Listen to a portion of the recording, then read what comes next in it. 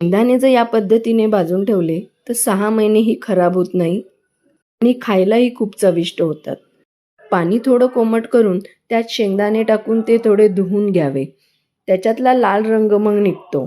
पाण्यात शेंगदाणे फक्त 10 मिनिटं ठेवावे. त्यानंतर अशी एक चाळणी घेऊन शेंगदाणे आणि पाणी पूर्ण नितरत ठेवायचे आणि पाणी पूर्ण नितरून त्यानंतर ते 1 तास शेंगदाणे ठेवायचे. मग अशी साल निघते. 5 मिनिटं भिजवल्यानंतरच अशी साल सुटते आणि हे बघा असं लाल पाणी शेंगदाण्यातून निघते.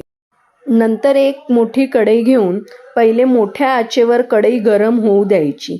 त्यानंतर गॅस फ्लेम बारीक करून मंद आचेवर चांगले शेंगदाणे भाजायचे. त्यानंतर ते असे उकळतात.